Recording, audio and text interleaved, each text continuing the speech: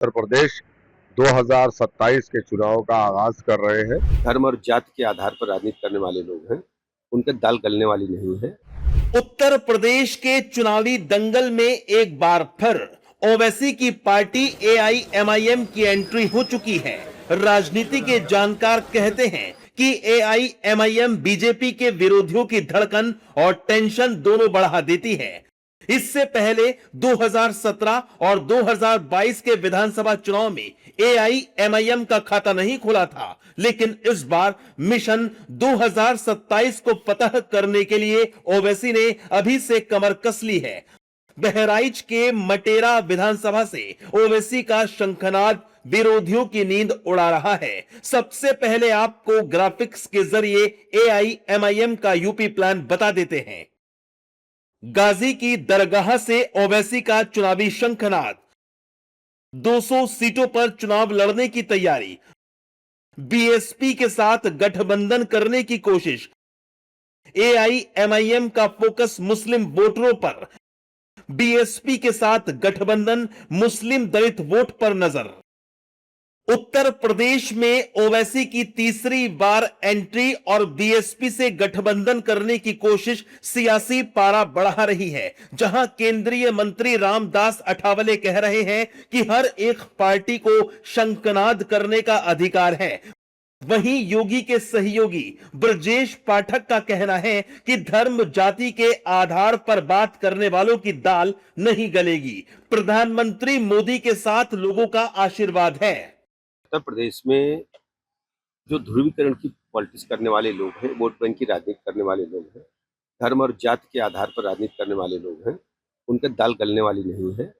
Bharatiya Janata party सबका साथ सबका विकास सबके विश्वास के आधार पर माननीय प्रधानमंत्री नरेंद्र मोदी जी की गरीब कल्याण योजनाओं को जन जन तक पहुंचाने में सफल रही है और जन जन का आशीर्वाद माननीय प्रधानमंत्री नरेंद्र मोदी जी के साथ है। हाँ, तो हर एक पार्टी को शंखनाद करने का अधिकार है। 2027 में फरवरी मार्च में विधानसभा का चुनाव आएगा और हर एक पार्टी को अपने उम्मीदवार खड़ा करने का अधिकार है।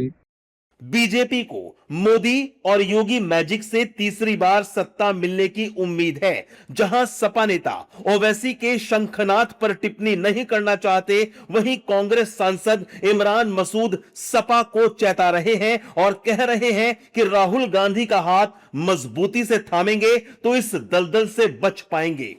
लोकतंत्र में सभी दलों को चुनाव लड़ने का अधिकार है, सबको अपनी बात रखने का अधिकार है। समाजवादी पार्टी को एआईएमआईएम के चुनाव प्रचार पे कोई टिप्पणी नहीं करनी है। समाजवादी पार्टी लगातार भारतीय जनता पार्टी की जन विरोधी सरकार के खिलाफ मजबूती से खड़ी है, मजबूती से लड़ रही है और उत्तर प्रदेश में सीधी लड़ाई समाजवादी पार्टी की भारतीय जनता पार्टी से है। मैं सभा को नसीहत नहीं दे रहा हूँ, ना मैं इतना बड़ा नेता हूँ। मैं हालात बता रहा हूँ कि हालात देख लीजिए। राहुल गांधी का हाथ मजबूती के साथ थाम लीजिए।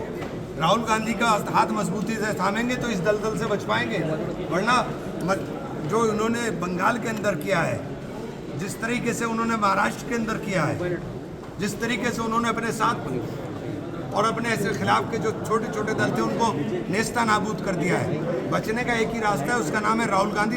हाथ थाम लीजिए राहुल गांधी का मजबूती से, तभी इनसे पार पा पाएंगे, इसके अलावा नहीं रास्ता है।